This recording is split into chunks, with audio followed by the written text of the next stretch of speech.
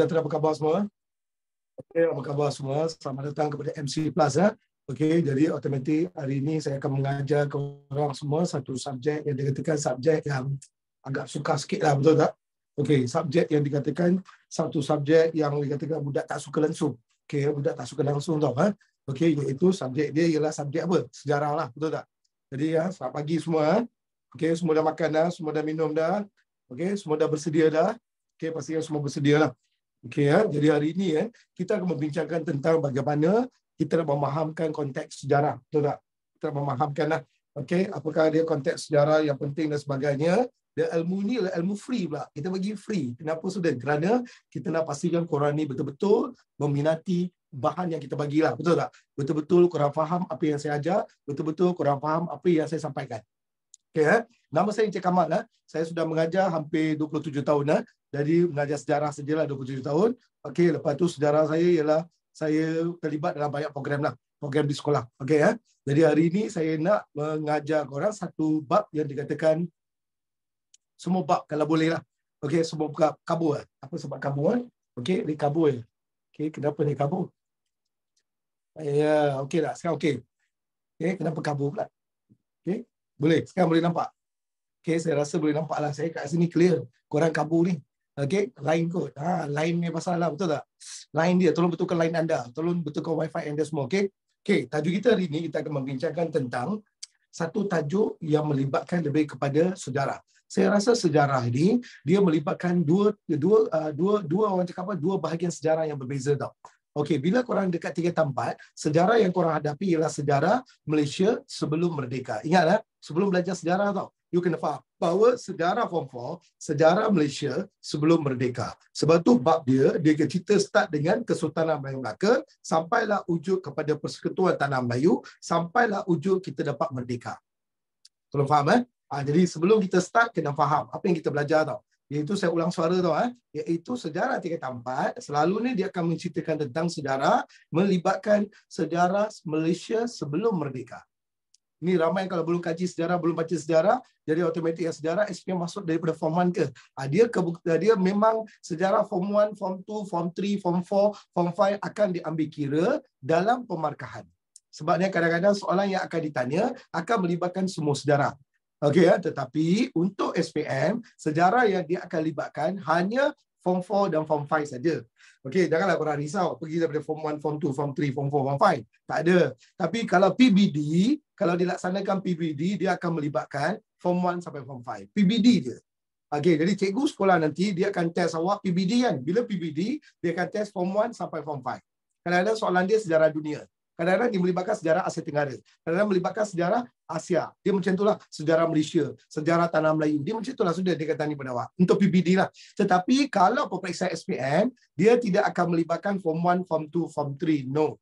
Kalau pergi Form 3, dia melibatkan Form 1, Form 2, Form 3. Tapi kalau sampai ke Form 4, Form 5, kalau SPM original nanti, dia akan melibatkan Form 4 dan Form 5 saja. Boleh faham? Form 4 ada 10 topik. Form 5 ada 10 topik. Kita ada 20 topik untuk dihafal, untuk dihadamkan. Jadi memang susah gila. Tapi kita akan bagi you teknik dan juga cara untuk belajar dengan senang, berkesan. Bagaimana nak skor markah. Macam mana nak pastikan markah tu kalau boleh dapat A+. Bukan dapat C+. Kita join online atau offline atau mana-mana lain, bukan dapat C+. Tak boleh. Kita kena dapat A+. Sebab tu kita akan mengajar korang teknik macam mana dapat A+. Hari ni saya tak ajar topik. Hari ini saya terangkan pada anda iaitu teknik menjawab saja supaya korang dapat idea, oh menjawab macam ni. Oh kalau soalan keluar macam ni, oh jawab macam ni. Okey, walaupun korang ni mungkin dah belajar 3/4 ataupun belum lagi belajar, betul tak? Belum lagi belajar atau sudah belajar, tapi tak apalah. Kalau belum belajar, saya terangkan bab dia dulu. Lepas tu saya akan masuk kepada tajuk. Maka tajuk kita pertama. Kita tengok fokus 3/4 yang saya akan fokuskan di sini tu. Dia akan melibatkan bab 1, akan melibatkan bab 2, bab 5, bab 6, bab 8 dan sebagainya. Tetapi dengar sini baik-baik. Saya akan terangkan bab 1 dulu. Dalam bab 1, cerita dia banyak melibatkan lebih kepada Kesultanan Melayu Melaka. Mungkin ingat tau. Bab ini KKM. Saya pakai KKM ni maksudnya, boleh nampak tak? Saya bagi KKM, nampak tak? Sana, dia akan melibatkan Kesultanan Melayu Melaka. Okey, dalam bab ini kita akan menceritakan tentang macam mana wujudnya Kerajaan Melayu Melaka tau. Melayu Melaka ini satu bab yang wajib keluar SPM. Dia wajib tau keluar SPM. Tahun ini SPM pun kita target bab ni juga. Tapi tak begitu sepenuhnya. Sebab bab ini sudah dikeluarkan tahun 2022. 2023 punya SPM nanti, kita tak target sangat bab ni. Tapi awak 2024, kalau budak Form 4 sekarang, awak akan duduk SPM tahun 2024, kena siap sedialah bab ni. Sebab bab ni nanti bab yang paling favourite. Bab 1, 3 dan 4, Kesultanan Melayu Melaka. Apa yang berada dalam Kesultanan Melayu Melaka dan sebagainya, dapat A minus, sikit lagi nak dapat A, okey lah tu. Kalau sekolah boleh dapat A minus, maksudnya lembaga nanti insya-Allah boleh dapat A lah. Okey, sebab A minus tak sama dengan lembaga Pesta Malaysia bila kita semak markah. Jadi jangan kita terpengaruh, oh sekolah dapat A cikgu, saya SPM mesti dapat A. Tak semestinya. Kerana SPM, cara semakkan dia berbeza. Ingat ya, adik ya, ini sikit siapa Tanis tadi ya. Walaupun dekat sekolah dapat A minus atau A plus, tapi lembaga kadang-kadang budak kamfras. Dia tak dapat A plus. Okey, jadi kenapa tahu tak? Kerana kadang-kadang pemeriksaan cara penyemakkan dia berbeza. Dia tak sama dengan semakan di sekolah. Semakan di sekolah mungkin cikgu semak, cara dia berbeza. Semakan di lembaga Pesta Malaysia, semakan dia berbeza. Tapi tak apalah, kalau dapat A minus tu bagus lah. Teruskan, very good. Bagus. Okey, hanya saya tambah ilmu untuk dapatkan A plus. Okey, boleh? Dapat nah? Okey, jadi itu tajuk kita. Tengok ni ya, pengaruh KMM, Kesultanan Melayu Melaka tau. Dalam Kesultanan Melayu Melaka, kita akan kaji 3 benda. Di mana kita akan kaji aspek politik dia. Okey, kita akan kaji aspek ekonomi dia. Dan kita akan kaji aspek sosial dia. Sebab tu bila korang datang ke Form 4 nanti ya, insyaAllah, bila sampai ke Form 4 nanti, korang akan belajar konsep macam ni. Tapi you takkan belajar macam ni. Saya tunjuk macam ni. Tapi buku teks, dia akan terangkan A to Z. Semua benda tu. Okey, tetapi you kena faham dalam otak you, oh cikgu, kalau politik ya, dia akan cerita tentang pemerintahan. Dia akan mula menceritakan tentang pemerintahan. Ingatlah, kalau ekonomi, dia akan cerita tentang bagaimana ekonomi perdagangan mula dilaksanakan. Apa jenis perdagangan, apa jenis perniagaan mula dilaksanakan. Boleh faham tak? Perdagangan dan juga perniagaan. Apa jenis perniagaan dan perdagangan mula dilaksanakan. Apa jenis sukatan dan undang-undang mula dilaksanakan. Tengok, sukatan dan juga undang-undang mula dilaksanakan. Nampak? Okey, boleh nampak? Tulisan saya okey, boleh nampak? Okey, boleh nampak eh? Okey, saya dapat Form 4, sir. Form 4. Okeylah, aku dapat Form 4 lah. Semua orang dapatkan Form 4, betul tak? Kemudian sosial pula, dia melibatkan masyarakat. Dia melibatkan undang-undang. Boleh faham tak? Dia melibatkan undang-undang. Undang-undang. UU tu saya pakai shortcut undang-undang tau. Undang-undang masyarakat mula diperkenalkan. Ingat baik-baiklah. Undang-undang masyarakat yang korang akan belajar nanti, dia akan melibatkan hukum kanun Melaka.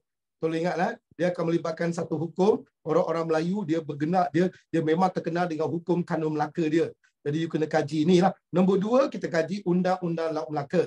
Jadi di sinilah awak akan tengok bab dia akan melibatkan politik, ekonomi dan sosial, akan melibatkan banyak perkara.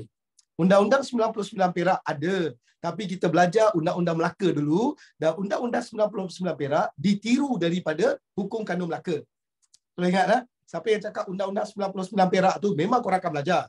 Tapi dialah undang-undang tubuh kerajaan negeri tau, yang diambil daripada hukum kanun Melaka. Whatever student, undang-undang negeri Melayu, diorang tiru daripada hukum kanun Melaka. Sebab hukum kanun Melaka, undang-undang Melayu yang terawal dalam kerajaan alam Melayu. Boleh faham tak? Sebab orang Melayu sebelum hukum kanun Melaka, dia melibatkan adat resam saja. Mereka tidak ada undang-undang. Kena faham, adat resam orang Melayu yang paling tertua di Asia Tenggara, pertama ialah adat pepatih. Nombor 2, adat temenggung. Jadi orang Melayu memang terdedah dengan adat pepatih, dengan adat temenggung dia, dengan hukum adat dia. Betul tak? Tetapi bila datang undang-undang dekat Melaka, mereka sudah memperkenalkan undang-undang bertulis. Itu bezanya. Kalau keluar exam, hukum kanun Melaka adalah undang-undang bertulis yang pertama dalam kerajaan Melayu Melaka. Okey? Yang kau cakap undang-undang 99 Perak, undang-undang negeri Pahang, undang-undang negeri Johor, semua akan tiru daripada Melaka. Okey ya, boleh? Dapat? You boleh tanya saya soalan, tak apa, it's okay. Kalau saya pandang skrin, you tanya saya soalan. Kalau saya pandang bawah, you jangan tanya saya soalan. Okey? Sebab saya tak nampak. Okey, dapat dah? Jadi you kena pastikanlah. Apa muskil boleh tanya saya. Upload notes yang seconting ni tak boleh, saya rasa MC dia akan bagi kot. Okey, kalau tak ada ambil screenshot. Okey ya? Kalau tak ada, you boleh ambil screenshot supaya korang faham. Oh, cikgu, ini keywords dia. Keywords saya ajar sekarang. Supaya bila datang Form 4, bab 1, you dah tahu dah. Ini cikgu mesti ajar semua benda ni. Boleh faham tak? Tapi saya nak pergi kepada soalan. Boleh faham tak? Okey, soalan kita. Cuba tengok. Ini satu contoh soalan tau. Iaitu dia kata, ini soalan kebat. Ni soalan kebat ni. Soalan kebat ni wajib keluar SPM. 95% lembaga Pesta Malaysia buat soalan mesti ada kebat. Hanya 5% saja melibatkan pengetahuan. Jadi jangan tak baca buku teks pula. Jangan korang baca buku ulang kaji. Memang tak boleh. Buku ulang kaji memang tidak ada ilmu yang hebat. Buku teks, ilmu dia hebat. Zoom sikit. Boleh. Saya tunjuk. Jadi kita tengok sekarang pengaruh. Soalan kita pengaruh KMM, okey, masih terdapat hingga kini. Nampak? Dan dia kata jelaskan. Tengok, dia kata jelaskan. Macam mana? Tengok. Hingga kini adakah hukum kanun Melaka? Maka jawapan dia melibatkan, tengok F. Fakta. Pemerintahan pentadbiran. Okey, saya pergi pada pemerintahan dan pentadbiran, sistem raja dan juga sebagainya. Okey, sir, bolehkah tulis dikata KMM? Memang tak boleh.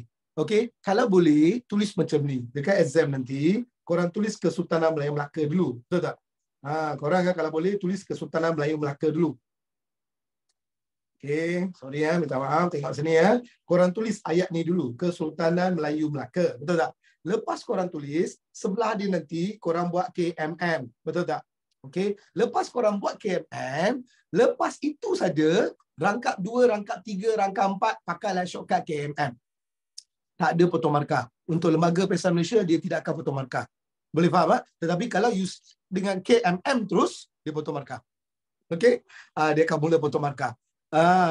Boleh macam tu. Boleh. Macam tu memang boleh lah. Memang lembaga akan bagi you markah. Don't worry, student. Saya memang pemeriksa kertas. Saya beritahu pada anda supaya korang faham. Okey? Ada soalan lain boleh tanya saya. No problem. Okey? Okey. Seterusnya kita dah pergi kepada KMM. Shortcut saya bagi soalan ni shortcut KMM. Okey? Sebab saya dah cepat.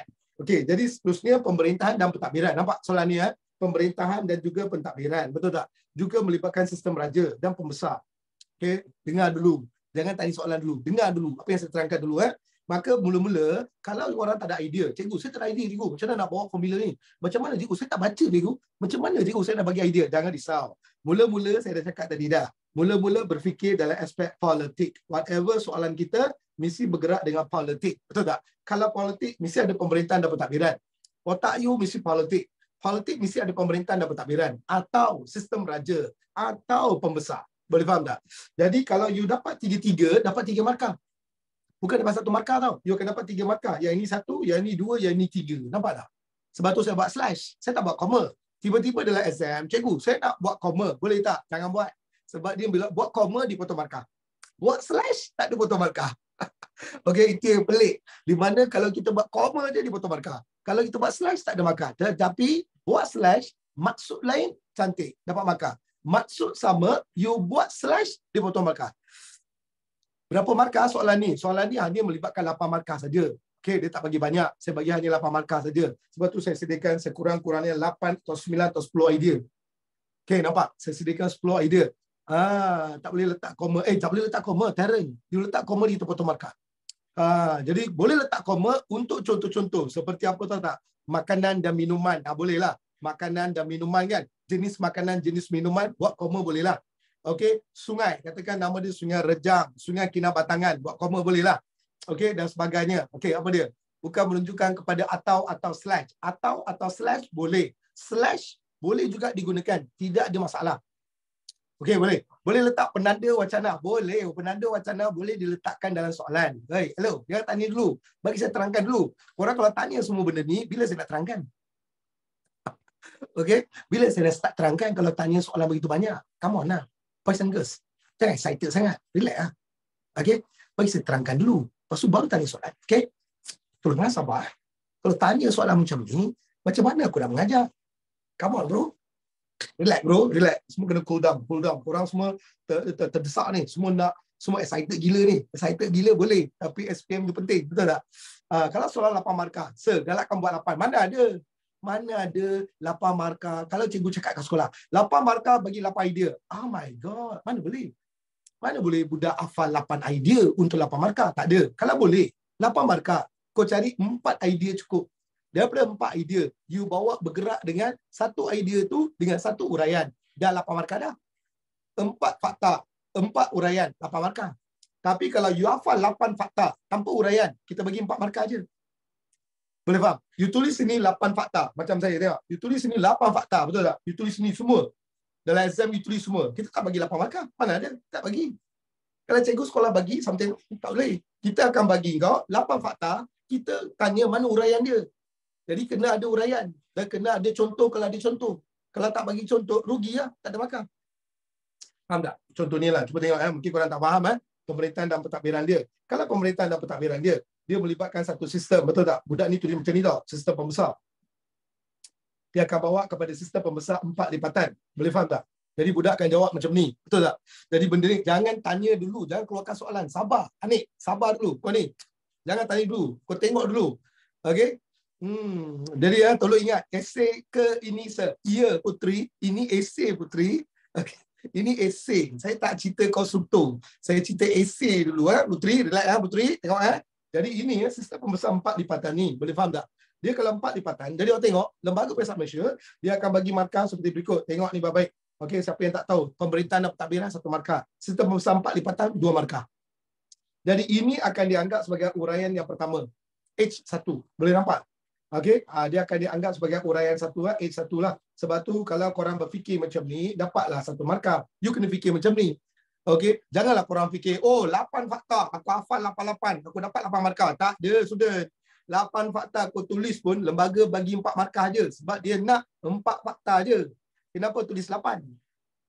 Sebab tu cikgu di sekolah kadang-kadang dia akan tersalah idea. Dia kata, oh 8 markah, kita ambil 8 fakta. Tak boleh. Itu format lama. Format lembaga yang baru, dia tak boleh. Kadar holistik, itu kebat. Holistik, itu kebat. Dia overall. You kena bagi pandangan anda. You kena bagi pendapat anda. Itu holistik.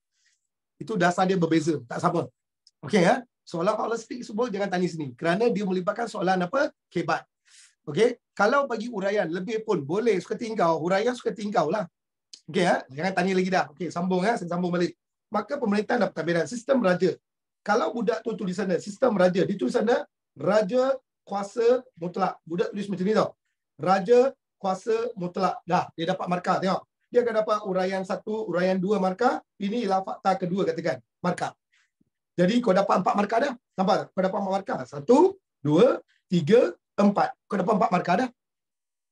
Dia macam tu maksudnya. Okey, kalau buat slash pembesar kan. Kalau pembesar dia melibatkan siapa? Bendahara. Tengok. Saya nak bawa ayat bendahara tengok. Bendahara akan dibantu dengan temenggung, pembesar-pembesar. Temenggung tengok, saya bagi contoh tengok. Temenggung, lepas tu saya buat penghulu bendahari.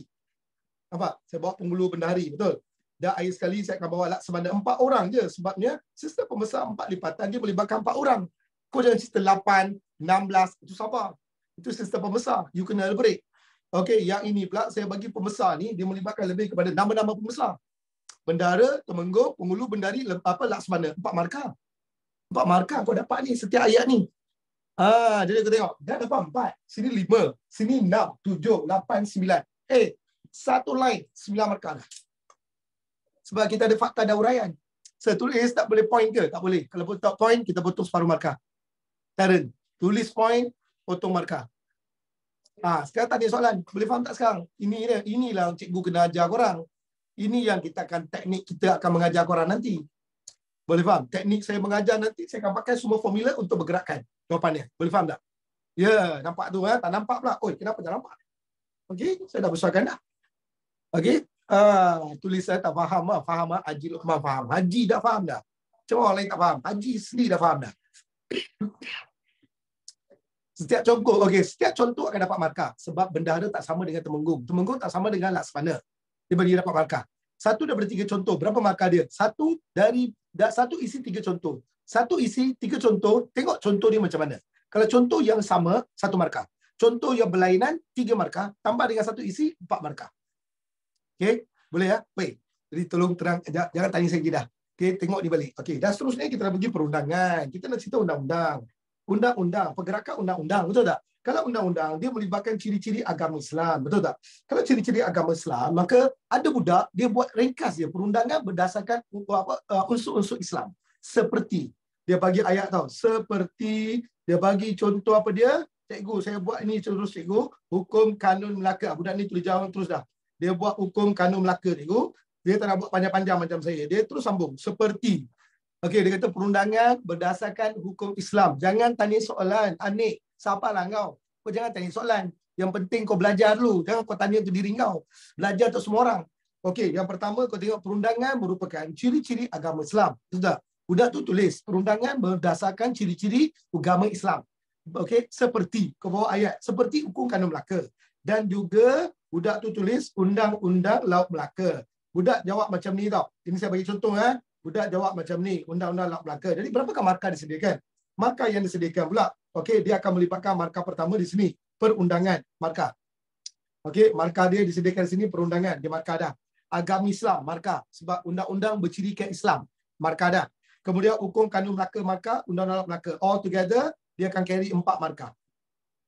Korang faham tak? Jadi kita akan ajar macam ni. Bukan ajar fakta. Memanglah saya tunjuk pada kau macam tu. Saya tunjukkan semua macam tu. Betul tak? Tetapi awak kena pandai huraikan. Tak pandai huraikan, bagi contoh. Tak pandai contoh, tiada markah disediakan.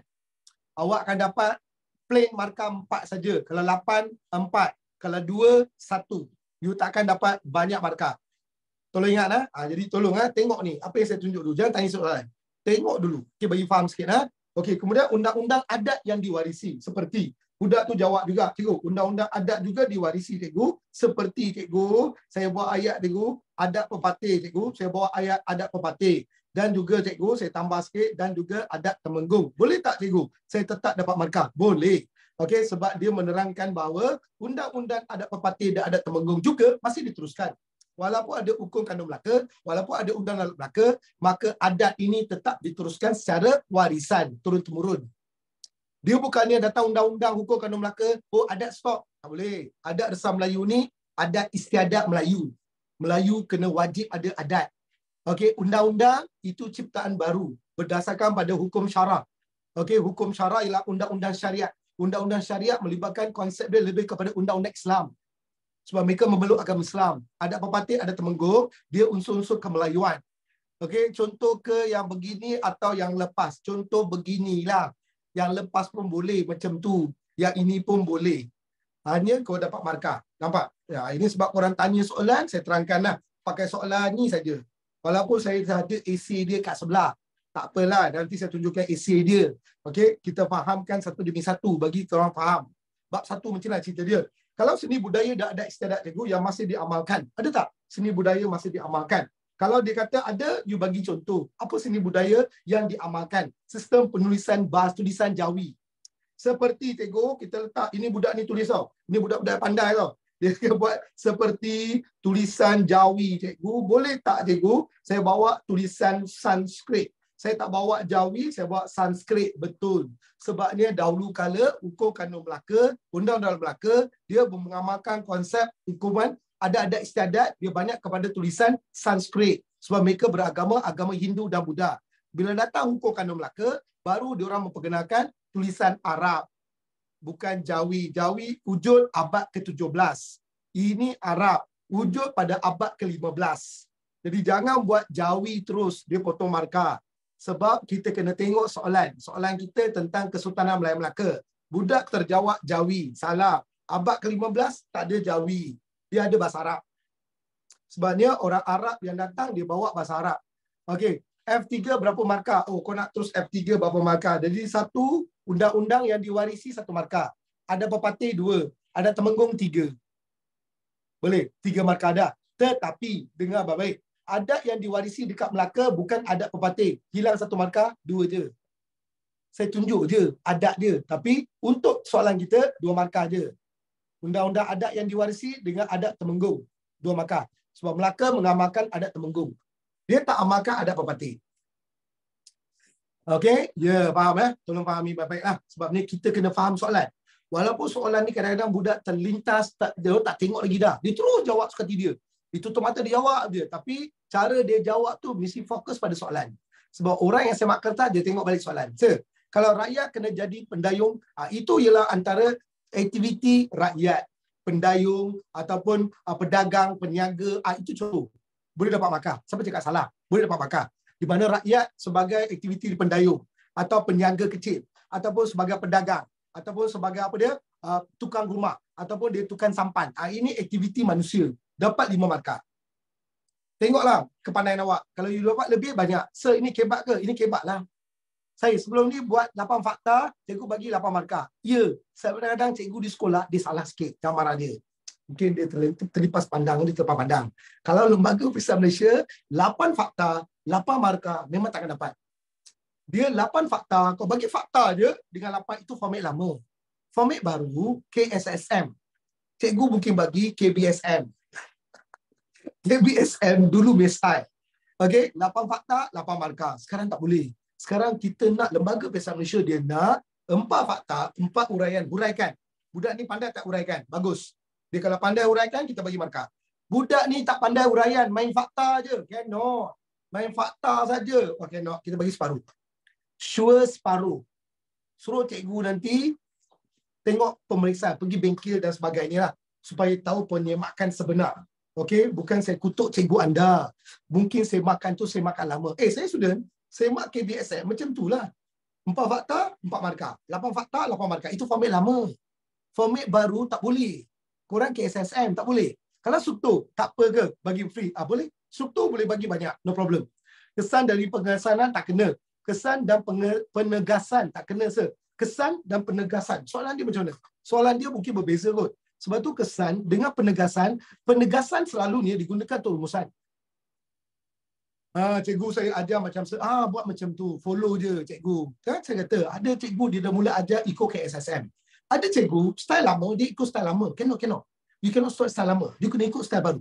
Kalau ikut style baru, kita boleh dapat markah. Boleh faham tak?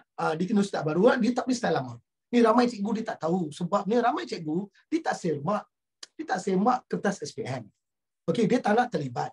Bila tak nak terlibat, ilmu tak ada lah. Bila ilmu tak ada, susahlah nanti. Nak ajar budak, susahlah. Sir, kalau gunakan, ya boleh, saya tak faham, laju sangat. Sir, kalau bagi 2 fakta, tapi kalau contoh dia, fakta 2, contoh 1, 3 markah. Boleh. Okey? Dan juga, cikgu, saya nak sama dengan buku teks, kena sama lah, bro. Kalau dia sama dengan buku ulang gaji, kita ni hafal. Saya hafal lah buku ulang gaji. Sasbadi macam mana, Fajar Bakti macam mana, okey, Pelangi macam mana, gaya-gaya penulisan diorang. Okey, sebab tu, fakta yang paling original, buku teks. You jangan baca buku-buku ulang gaji. Memang buku ulang gaji nampak memang best untuk baca. Tapi at the end of the story, Lembaga Pesta Malaysia akan menggunakan buku teks dan gaya buku teks dan soalan buku teks untuk dibuat soalan SPM. Okey, boleh. Tengok, saya ajar kena tulis kesan dan penegasan. Okey, cikgu kau ajar kesan dan penegasan. Penegasan ni lebih kepada rumusan. Itu soalan berikan pandangan atau pendapat. Kalau berikan pandangan atau pendapat, itu kena bagi kesan dan juga penegasan. Kalau nak bagi penegasan, you kena setuju atau tak setuju, wajar atau tak wajar. Kalau ada soalan wajar dan tak wajar dan juga soalan setuju dan tak setuju, itu penegasan. You kena faham soalan apa yang dia tanya. Okey, jangan bagi semuanya penegasan. Cannot. Tak boleh. Dia potong markah. Cannot. Dia potong markah lah. Tak boleh. Okey, kita ambil contoh. Saya dah ajar kompak kan. Sir, Afiq tanya, kalau soalan apa dia? Khairul, apa dia? Afiq pula tanya, bukan kau ke? Dia tanya apa ni? Aku tak nampak soalan dia. Sir, kalau ada F3 tu bagi 4 isi berkenaan F3. F3 bagi 4 isi ya. 4 isi yang kau bagi mesti relevan dengan soalan. Kalau 4 isi kau bagi tak relevan dengan soalan, kita potong markah. Whatever potong markah, student. Kita suka potong markah. Okey, saya sambung. Okey, jadi bagus. Okey, ada seorang ketua di sini. Bagus dia ni. Okey, dan seterusnya tengok karangan dia. Ini karangan dia lah. Ini karangan yang simple saya buat. Saya nak buat canggih-canggih lah. Saya tak nak buat. Saya nak buat simple je. Bagi korang faham dulu. Ada canggih, tak payah. Itu korang buatlah nanti. Okey, pertama sekali kau tengok pengaruh. Okey, janganlah. Jangan tanya soalan lagi dah. Stop the question. Tengok sini. Stop the question. Tengok sini sekarang. Okey, bila kita nak buat esei, esei ada beberapa jenis. Dia ada esei yang panjang, dia ada esei yang pendek. Okey, ini satu esei yang ringkas. Dengan idea yang ringkas. Tengok sini baik-baik. Boleh nampak tak? Saya tulis ada pengaruh Kesultanan Melayu Melaka boleh dilihat pada zaman sekarang. Dari segi pemerintahan dan pentadbiran. Maka lembaga, dia akan gariskan di sini, pemerintahan dan juga pentadbiran. Betul tak? 1 markah. Sistem raja, 2 markah. Pembesar, 3 markah. Boleh faham? Kita akan bagi 3 markah. Tapi kadang-kadang lembaga akan bagi dia 1 markah saja. Dia ikut style lembaga sebab skema akan bertukar setiap tahun. Skema tidak akan sama setiap tahun. Jadi kita anggap 3 benda ni 3 markah. Tahu tak apa sebab? Saya confident 3 markah. Kerana pemerintahan dan pentadbiran maksud dia lain. Sistem raja maksud dia lain. Dan juga pembesar maksud dia lain. Semua lokasi lain bagi markah. Kalau sistem pemerintahan dan pentadbiran, lepas tu kau letak sana sebelah dia sistem politik, maka 1 markah. Sebab pemerintahan dan pentadbiran dengan politik benda yang sama. Boleh faham tak? Sebab tu bila buat slash, maksud mesti lain. Kalau you buat slash, maksud lain, maksud sama, dia potong markah. Boleh ya? Dah, cantik. Jadi jangan tanya soalan lah, itu saja. Okey, nak. Terusnya. Dari segi perundangan, tengok. Dari segi perundangan. Betul tak? Terdapat ciri-ciri agama Islam. Dapat markah. Okey, dan. Saya tambah ayat dan. Satu ayat dan undang-undang adat yang diwarisi. Fakta terus saya sambung. Okey, ini saya fakta je saya sambung. Okey, you nak tambah. Boleh. Seperti. You tambahlah. Macam tadi saya tambah. Undang-undang seperti hukum kandung Melaka. Itu you tambahlah. Sebab tu saya kata, saya galakkan korang tambah. Okey, bila korang tambah, markah karangan ni akan panjang. Saya nak buat ringkas, fakta je saya masuk. Tapi saya tetap akan dapat 4 markah. Tetap saya akan dapat 4 markah. Tapi saya dah tunjuk tadi kan, kalau fakta tu you nak uraikan, you uraikan lah. Kalau bab 7 nak kena hafal, wajib lah bab 7 apa tak pernah hafal. Semua bab kena hafal. Bab 7 ni wajib. Jangan main. Wajib, tak ada makruh, tak ada sunat. Okey, galakkan tambah uraian. Galakkan, yes. Uraikan. Galakkan tambahan uraian tu. Okey, dan seterusnya, terdapat juga seni budaya. Tengok budak tu jawab, seni budaya markah. Okey, adat istiadat markah yang masih diamalkan di tanah Melayu atau di Malaysia sehingga ke hari ini. Jadi you boleh tambah di Malaysia atau diamalkan. Mana-mana ayat boleh. Jadi markah yang saya sediakan di sini 1, 2, 3, 4, 5, 6, 7. Dah, sini saja sudah dapat 7 markah. Tapi kalau you bagi contoh macam saya tadi, markah akan bertambah jadi 15. Dia sure akan tambah 15 markah. Jadi inilah dia peringkat pertama tentang Kesultanan Melayu Melaka. Saya bagi satu contoh saja.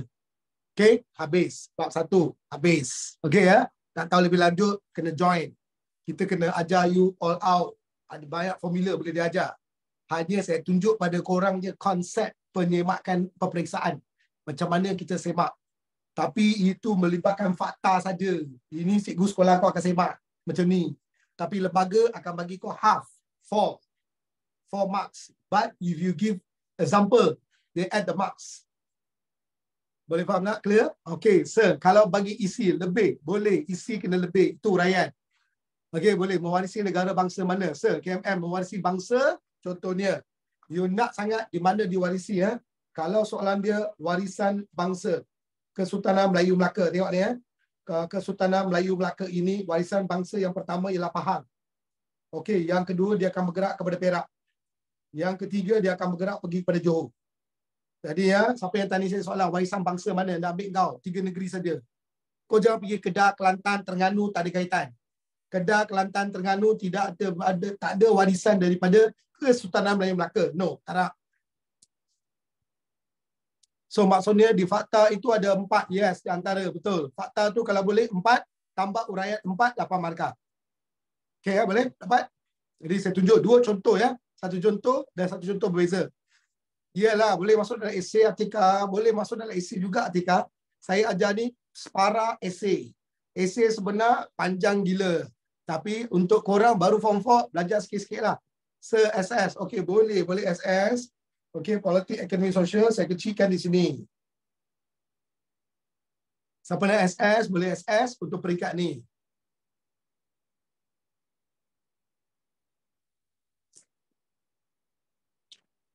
Tak nampak, jadi saya besarkan sikit. Ya, boleh nampak sekarang?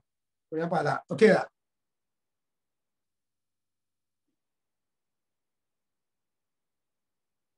Yes, boleh nampak ya? Okey.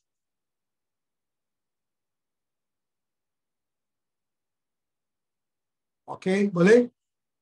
Dapat dah? Semua dapat dah? Faham tak?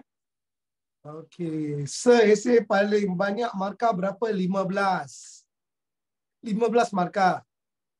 Setukar warna pen line. Okeylah, saya tukarlah. Okay. Tak nampak? Warna merah tak nampak? Warna merah lah baru best. Merah lah baru best. Tidak warna lain pula. Okey, warna lain aku letak warna hijau lah. Aku letak warna hijau lah. Okey. Ada ke Form 5? Form 5 ada. Amira ni Form 5 ke? Ini lebih kepada Form 4. Form 5 ada. Tapi itu air lain. Ini Form 4. Tak jelas. Okey, tadi jelas. Okey, jelas lah. Okey, cantik. Bagus. Kalau jelas, very good. Okey, seterusnya. AC dia. Saya nak korang ambil SS, AC dia. Boleh tunjuk? AC dia. Okey, saya tak boleh nak SS. Saya upload notes ini ke apps nanti, ya betul. Ini ialah Max Clinic yang akan buat. Okey, MC dia akan buat. Saya tak tahu. Saya tak boleh upload.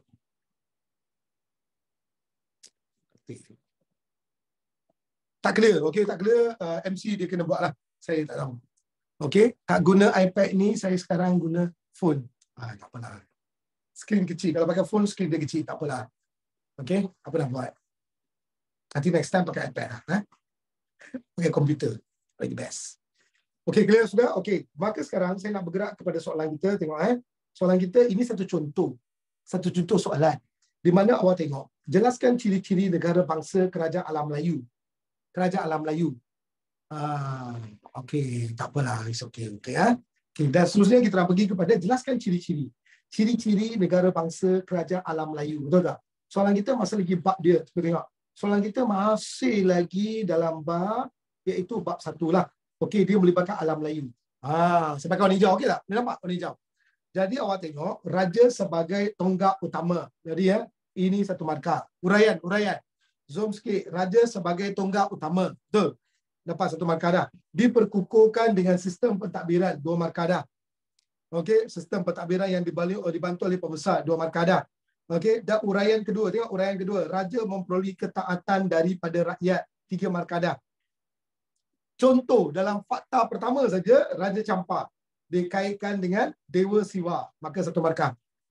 Di sini saja, kalau you jawab macam ni, so dapat 4 markah. Korang faham tak?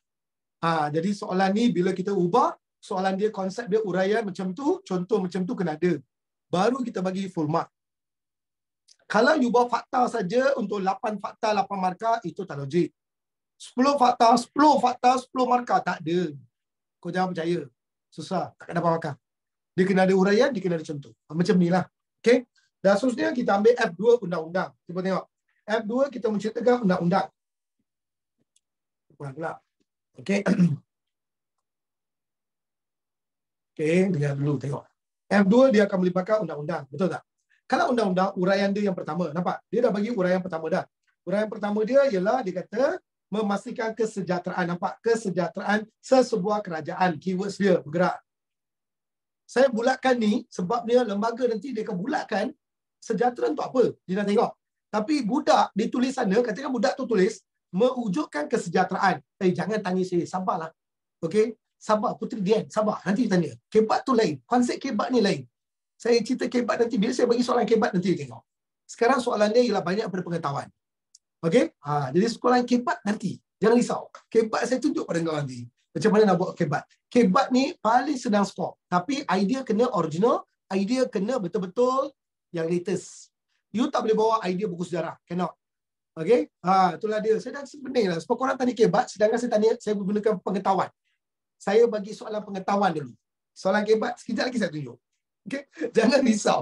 Okey, akan saya tunjuk nanti. Okey, jadi dalam pengetahuan, kita kembali semula. Kau nampak idea kesejahteraan? Kita bulatkan. Sejahtera untuk apa? Kerajaan. Baru dapat markah. Kalau you buat sejahtera, tak ada kerajaan, tak ada markah. Nampak? Dia kena ada kesejahteraan untuk apa? Tiba-tiba budak di sana, undang-undang untuk mewujudkan kesejahteraan. Dah. Kesejahteraan untuk apa? Lembaga dia kata hold on. Tak boleh. Undang-undang markah, sejahtera untuk apa? Dia buat question mark. Sebab tu kesejahteraan untuk rakyat. Budak tu di sana. Untuk rakyat jelata. Kita bagi markah. Boleh faham tak? Sebab tu saya bulatkan benda ni. Dan saya tunjukkan anak panah di sebelah. Bukan saya short tunjukkan bulatan. Sebab kita akan bulat macam ni bila semak kertas. Okey? Memastikan kesejahteraan untuk rakyat. Cantik. Nuri Izzati, macam ayat tadi, sejahtera untuk rakyat, kita bagi markah. Kalau dia tulis ada menikmati kesejahteraan, tak ada markah. If raja dan rakyat terikat dengan undang-undang, ya. Kalau terikat dengan undang-undang, memang boleh. Kita boleh bagi markah juga. Tapi itu nanti kita pakai sini. Terpakai. Tengok, terpakai di seluruh wilayah. Nampak? Terpakai di seluruh wilayah. Dapat markah dah? Dapat markah. Contohnya, dia bagi contoh. Ini contoh. Kerajaan Majapahit mengamalkan Undang-Undang Kutara Manawa. Tengok, Kutara Manawa. Dia bagi markah. Jadi kita bagi dia markah. Jadi all together, di sini akan dapat 4 markah. Baik. Sudah. 2 fakta saja. Dengan 4 arah uraian. Dengan 2 contoh yang berbeza. Kita sudah dapat all together 8 markah. 2 fakta saja sudah. Budak MRSM, budak sekolah asrama penuh, kita ajar di 3 fakta, 3 uraian, 3 contoh atau 4 contoh. Dia boleh skor A+. Budak sekolah biasa yang sedang mendengar saya nanti, korang ni kesian. Pergi hafal 5 fakta, 5 uraian. Oh, jangan. Sebenarnya. Memang kita tak boleh. Tak boleh. Dia kena, kalau boleh, 4, 8 markah. Sapu bersih. 2 fakta, uraikan dia betul-betul. Kita bagi full mark. Cikgu, saya tak percaya lah. Boleh tak 2 fakta full boleh dapat? Memang boleh. Tapi kena uraikan seperti berikut. Jangan buat HH semua, janganlah. Kena buat dalam bentuk karangan. Disambungkan ayat saja. Sekarang fakta ketiga pula. Wilayah pengaruh. Means tak payah ada 4 fakta pun tak apa. Ya, betul. Kena ada 2 fakta, 4 uraian kalau boleh. 2 fakta, 4 uraian. 3 contoh. Tetap markah. Itu kepandaian kau. Orang pandai tak? Kena tanya diri sendiri. Sebab tu kita kena pandai. Untuk 8 markah, tulis 2 fakta. Okey. Kalau untuk 8 markah, 2 fakta. Okey, 4 uraian. 1 fakta 4. Lagi 1 fakta 4. 4 dan 8. 8, 2, 10. 10 markah dah. Belum lagi contoh. Sebab tu, korang cerita ni senang tau sebenarnya. Korang cakap je senang. Tapi, susah. Korang kan, bila type senang tau. Cikgu, 2 fakta, 8 uraian boleh tak? 2 fakta. Tapi sebenarnya, nak hafal fakta dengan huraian yang tepat memang susah. Type senang. Nak buat susah. Serius sudah. Saya bukan kutuk korang. Betul tau. Dia kan bila kita type, nampak macam senang. Oi, 2 fakta. Macam mana dah? Susah. Jadi, kena faham. Sejarah ni bukan hafal. Hafal ikut zaman ibu bapa kau, abang kau, kakak kau, itu hafal. KSSM, kita nak korang faham. Kurikulum standard sekolah menengah, dia bagi kita faham. Kita kena faham. Kita kalau tak faham, tak boleh. Boleh faham tak? Clear? Boleh ya? Hafal memang tak jadi. Betul. Tengok, ada budak dah okey dah. Dia memang hafal tak boleh. Dia kalau hafal memang pening kepala. Kita tak boleh. Kita kena fahamkan apa yang kita faham. Apa yang kita baca tu dia kena faham. Sebab tu saya cakap, korang senang type tau benda ni. Tapi bila nak amalkan dalam pemeriksaan, susah. Korang akan rasa confused. Sebab tu fahami dia. Okey? Saya mengajar sejarah, saya nak orang faham. Okey? Sejarah kena baca macam story. Ya betul. Macam story, tapi kena faham apa story dia. Okey? Sebab banyak story dia berjela-jela. Banyak bab dia ada sambungan-sambungan dia. Boleh faham tak? Dia bukannya bab 2 you baca, oh ini khas untuk bab 2 je. Tak ada. Bab 2 ni ada sambungan dengan bab 8. Ada sambungan dengan bab 7. Kalau bab 2 you tak faham, bab 7, 8 tak faham. You see? Dia ada sambungan dia. Dia berepisod. Ya, betul Amar. Dia berepisod. Sebab tu kita kadang-kadang confuse. Cikgu, ni bab macam bab 2 je. Tapi jawapannya dekat bab 7. Dia bagi soalan macam bab 8. Tapi tak ada dekat bab 8. Jawapannya dekat bab 2. Dia nampak? Sebab tu budak confuse. Cikgu, saya confuse cikgu. Macam mana nak faham? Sebab tu kita kena buat latihan banyak. Kita kena pastikan banyak buat bengkel. Kita kena buat every day. Sekurang-kurangnya 2 latihan. Every day, every moment. Okey, bukannya bila exam besok baru sibuk nak buat latihan pada hari ini. Takkan dapat A+. Besok naik SPM, hari ini baru nak buat latihan. Come on bro, tak boleh lah. Kau bukan robot. Kita manusia bro. Sebab tu tolong ingatlah kita kena faham di mana kena buat latihan 2 latihan cukup lah. Jangan tamak. Kadang-kadang korang ni tamak nak buat 5 latihan cukup, nak buat 8 tak ada. Anggang tai ayam je, tak boleh lah. Kita buat 2 je. Sebab tu, kalau nak keywords, macam mana nak faham Kesultanan Melaka, mesti ada undang-undang. Mesti ada raja. Raja, undang-undang. Bangsa. 3. Jadi, korang kata, cikgu, kami nak tips cikgu. Macam mana? Korang kata nak tips. Kalau nak cerita tentang alam Melayu, tengok sini. Kalau korang nak cerita tentang alam Melayu, okay, alam Melayu ini, kalau kita nak cerita ni, kita akan melibatkan 2 alam Melayu berbeza. Alam Melayu yang pertama akan melibatkan agraria. Alam Melayu yang kedua akan melibatkan maritim. Okey, dia alam Melayu ada 2 buku teks. Perasan tak? Alam Melayu agraria ini akan melibatkan abad. Dia akan melibatkan abad 1 hingga 10 Masehi. Abad maritim ini akan melihat abad. Abad dia akan bergerak ialah abad 11 hingga ke 14 Masehi. Abad dia berbeza-beza.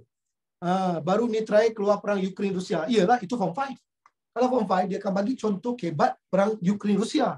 Sebab tu saya kata tadi, kebat soalan dia, you kena tahu fakta latest yang kau kena baca daripada majalah, you kena baca daripada surat khabar, you kena baca daripada apps, you kena baca dan sebagainya. Jadi ini macam mana alam Melayu kita nak tengok tips dia. Maka automatik kalau agraria, dia melibatkan kerajaan paling awal. Kerajaan paling awal mestilah Funan. Okey, lepas Funan, dia mesti melibatkan Angkor. Lepas Angkor, dia mesti melibatkan Champa. Okey, dan juga dia melibatkan Suhotan. Jadi, you kena ingat perbezaan. You kena tahu perbezaan dia. Kalau Intan nampak, ing hijau tak nampak lagi lah. Alamak, ni apa? Dia semua tak nampak. Okey, kemudian seterusnya saya bagi hitam pula. Okay, hitam lah bagi orang nampak lah kan. Betul tak? Kalau hitam pun tak nampak, tak tahu lah macam mana nak tulis lagi dah. Tak pakai, tak tahu apa ink aku nak pakai lagi dah ni. Okey, warna gelap lah. Warna gelap lah ni. Okey, warna gelap.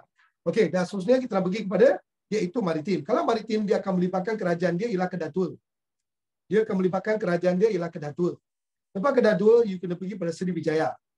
Okey, you kena pergi kepada Majapahit. Okey, you kena pergi kepada satu lagi kerajaan iaitu apa dia? Langkasuka. Jadi student, kalau you tahu dua perbezaan ni, maka senanglah untuk you. You kena buat perbezaan. Ganggar negara akan wujud dalam kerajaan yang terawal dalam kerajaan agraria. Okey, kita jangan masukkan ganggar negara. Kita akan masukkan kerajaan yang ada kat buku teks. Ganggar negara you sambung kemudian. Okey? Okey, diwarisi oleh Campa dan Funan. Itu memang. Okey, Sultan Melaka ni datang daripada Campa dan Funan. Tahu tak apa sebab? Kerana dia wujud daripada kerajaan tu wujud daripada kerajaan Melayu Melaka sebab Parmeswara. Parmeswara datang daripada Sumatera. Sumatera ini adalah satu wilayah Palembang. Palembang ini adalah di bawah kerajaan agraria. Sebab tu you kena faham. Jangan terus tulis Funan dan Campa. Kita tak faham. You kena cerita orang yang membuka Melaka tu terus. Okey, kamera kabur pula. Apa kamera kabur pula tiba-tiba? Kamera okey je.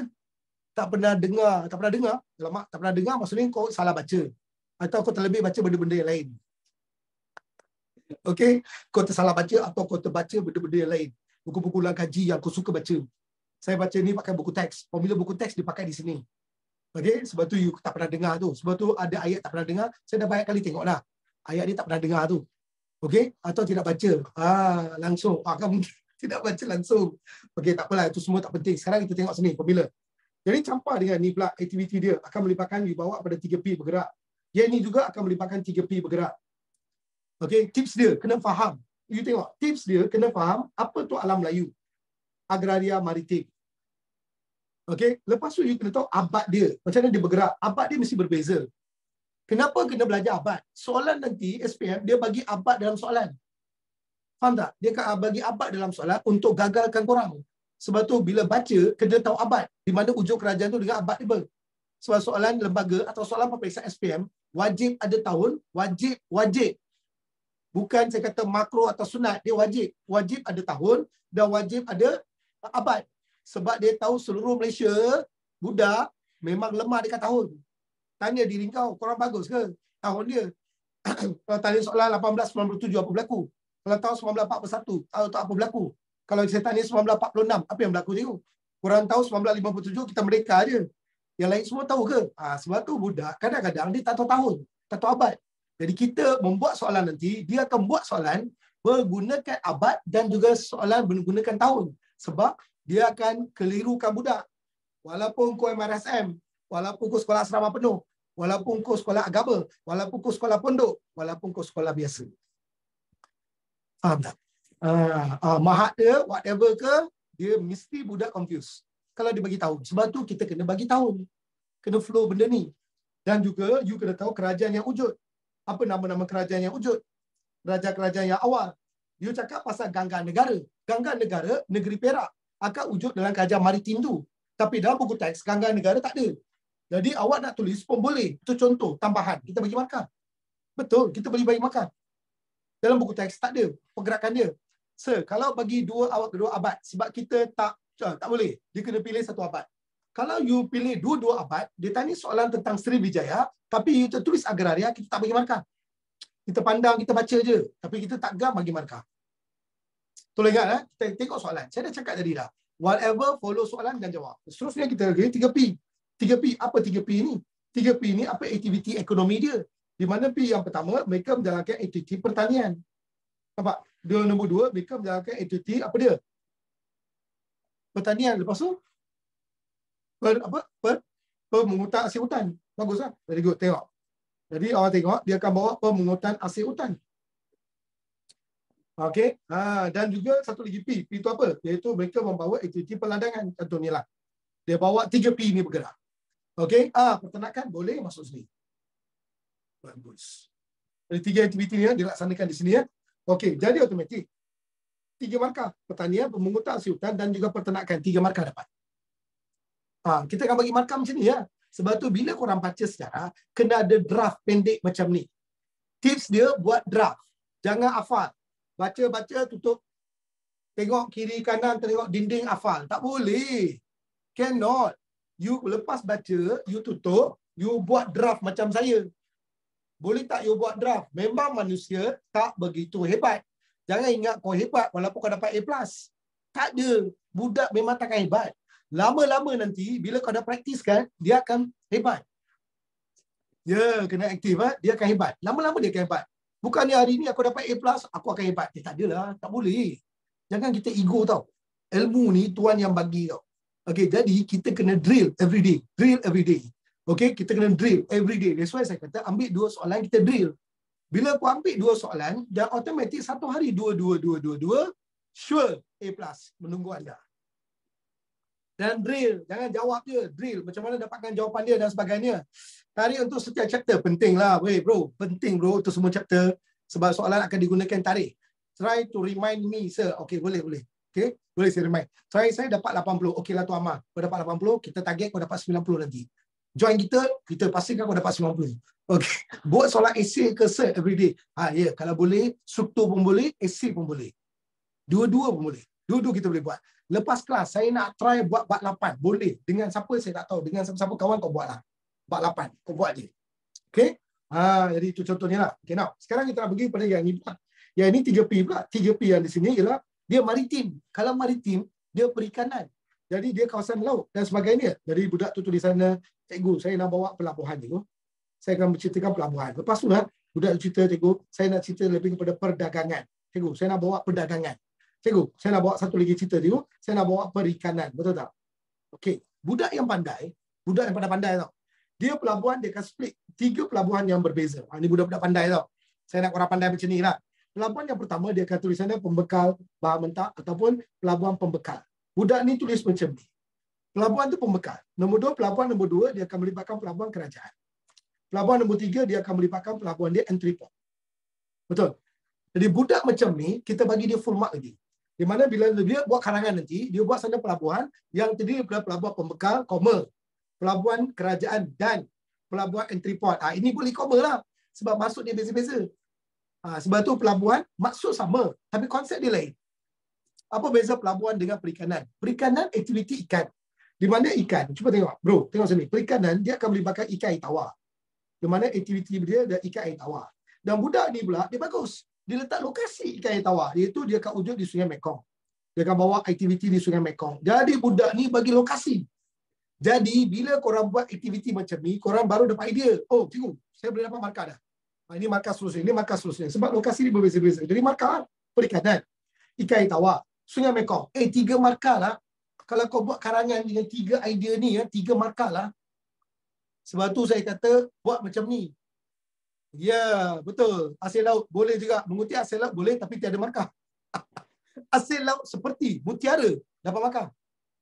Okay, kalau you buat hasil laut, tak ada markah. You buat hasil laut seperti mutiara, baru dapat markah. Kena elaborate. Betul, spesifik. Baru dapat markah. Gamat. Boleh juga gamat. Tapi itu dekat Sabah. Okay, twin. Itu dekat Sabah. Kalau Sabah, you boleh bawa gamat. Cantik. Mutiara. Cantik. Okay, asal laut pun boleh. Cantik. Rumpai laut. Abang betul. Jadi orang tengok, ikut abad dia. Kalau you buat gamat, you buat mutiara, itu abad 17. Kalau you buat rumpai laut, cantik. Itu logik. Pergerakan. Nampak? You cerita je. Saya boleh tunjukkan pada orang di mana kesilapan dia. Okey, sir, kalau saya nak buat apa ni? Latihan. Belum baca. Tapi belum baca. Boleh juga, you buat latihan dulu. Walaupun you belum baca, you buat latihan dulu. Lepas you buat latihan, lepas tu pula, you tengok balik bab tersebut. Ada tak dia relevan? Kalau tak relevan, you kena baca bab. Okay, you kena baca bab tu. You kena fahamkan bab tu nanti. Okay. Memanglah, pemakan memang susah sudah. Nak dapat A+ untuk Lembaga Parisanan Malaysia, memang susah. Bukan senang. Mungkin sekolah kau boleh dapat A+ dengan senang. Lembaga memang susah. Sebab tu kita jarang tengok budak dapat A+ banyak. Budak hanya akan dapat A- dia banyak. A pun tak begitu banyak. Nak lulus pun kena all out. Sir, ada cadangan jawapan ke sir? Ada cadangan? Ini saya cerita pada korang tadi. Korang kata nak tips. Korang kata tadi nak konsep. Jadi saya ajar you satu konsep. Bagi korang faham. Boleh faham tak? Clear? Okay, ada question tak apa-apa lagi? Okey, nak terangkan? Okey, kita ambil pedangan. Kita ambil pedangan ya. Okey, kita buat pedangan. Bawa kerajaan tu apa? Bawa kerajaan mana pula? Bawa kerajaan. Bawa kerajaan tu apa kerajaan? Di mana kerajaan? Kerajaan mana ni? Kat mana saja kerajaan? Kat mana kau ni sekarang? Iaitu agraria maritim. Bawa kerajaan. Oh, kerajaan. Pelabuhan. Okey, pelabuhan kerajaan. Pelabuhan kerajaan saja. Ada budak, dia bagus tau. Ini budak lagi bagus. Awak kena bagus macam ni. Kalau pembekal bahan mentah. Ada budak akan tulis sana pembekal bahan mentah. Jadi budak ni akan tambah pembekal bahan mentah. Okey, entry port tu apa? Okey, entry port tu ialah melibatkan import dan ekspor atau diberi nama pengumpul dan pengedar. Dia akan digelar import dan ekspor atau dia digelar pengumpul dan pengedar. Jadi itu contohnya. Kalau kerajaan ni akan melibatkan pertambahan penduduk. Dia akan melibatkan aspek dia lebih kepada pertambahan penduduk. Boleh faham tak? Saya tak cukup tempat di sini pertambahan penduduk. Sebab tu dia akan wujud pelabuhan kerajaan. Jadi budak yang bagus, dia akan tambah kenapa wujudnya pelabuhan. Boleh. Siapa cakap salah? Kalau soalan dia tanya, apakah kepentingan pelabuhan? Aku cerita ni je lah.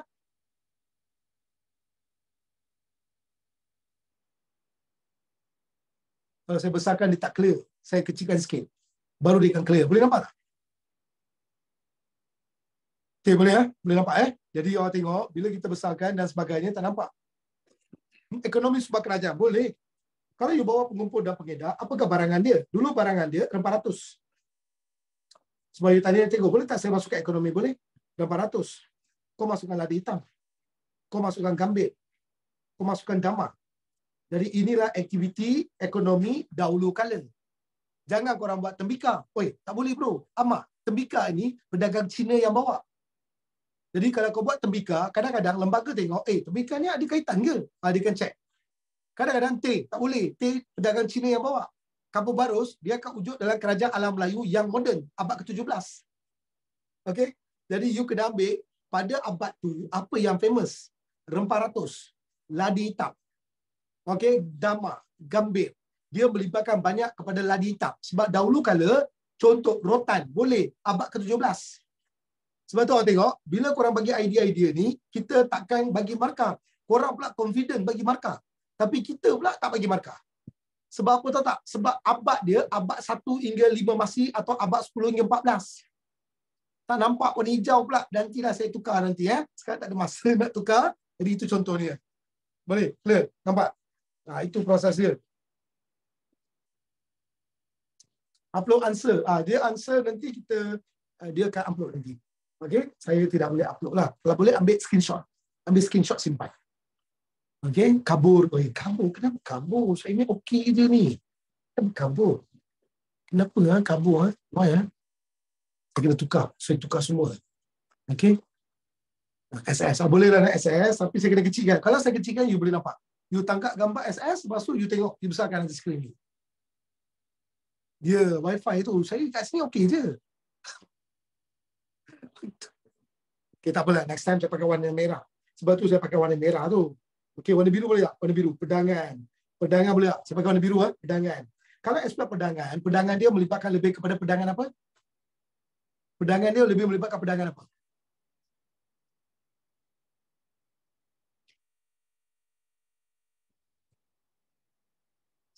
Rempah ratus. Okey, betul. Pedangan dia melibatkan rempah ratus semua kan? Very good. Maka pedangan dia pedangan jenis apa? Bahan mentah. Bahan mentah pun boleh lah. Boleh pasal bahan mentah. Bahan mentah tu boleh cerita lah macam-macam bahan mentah. Antaranya bahan mentah yang digunakan ialah padi sawah. Juga digunakan ialah jagung. Okey, ini semua bahan mentah yang digunakan dahulu kala. Tengok warna biru. Okey tak? Getah tak boleh. Getah, biji timah, perdagangan buruh, semua tak boleh. Sebab itu abad ke-17. Cannot. Salah.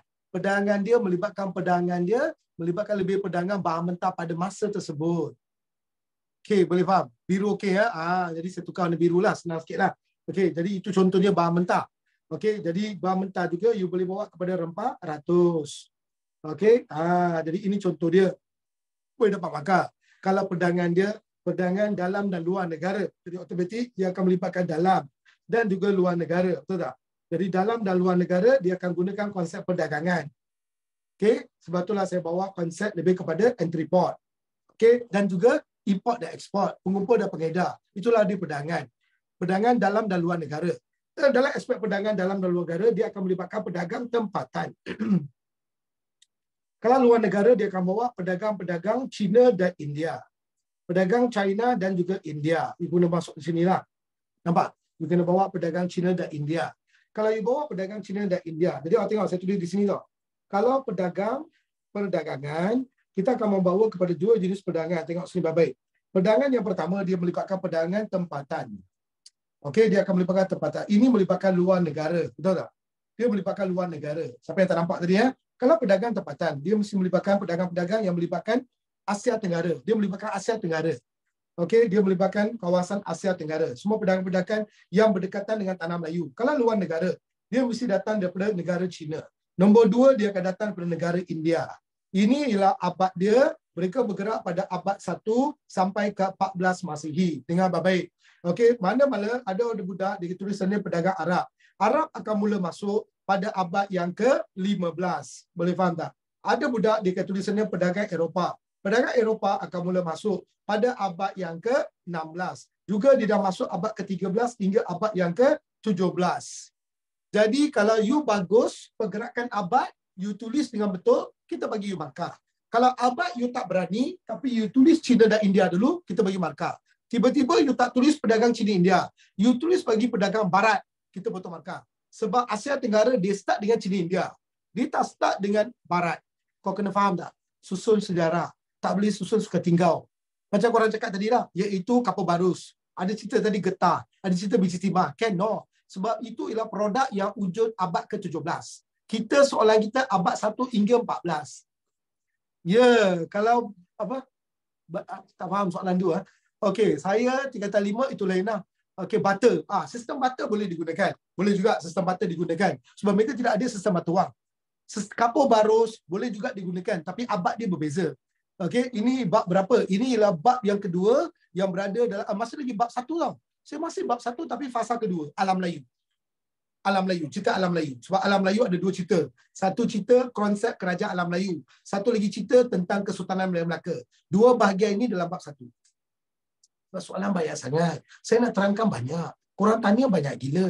Jadi susah lah. Nak tanya semuanya, nak jawab hari ni, cannot. Kita bukan robot. Okey, jadi itulah dia proses macam mana kita nak fahamkan. Jadi awak tengok, inilah bab 1 ya, macam mana kita nak buat. Okey, jadi itulah dia proses. Boleh faham tak? Okey, ambil gambar sikit lah. Kalau warna biru, boleh ambil? Ambil screenshot sikit. Bagi you faham perdagangan. Dalam buku teks apa dia? Dalam buku teks?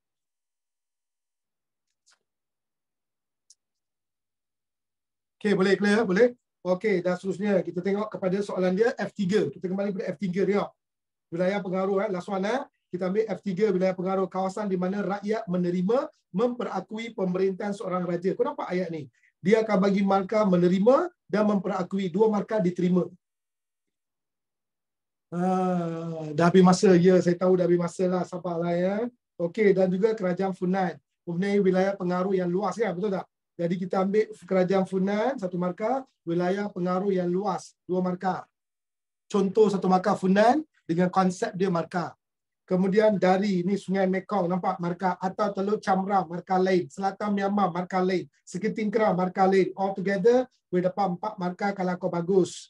Sebab semua lokasi dia berbeza, bukan sama. Maka baru saya terangkan bab 1 dengan anda semua. Kita akan jumpa next week nanti, kita pergi pada bab 2. Jangan tanya soalan banyak, pening kepala nanti. Okey, biar saya teruskan dengan bab 2 nanti. Okey, boleh? Jumpa lagi, bye-bye. Harap korang faham. Apa-apa soalan, tanya kemudian. Bukan sekarang. Jumpa lagi. I love you all. Bye-bye.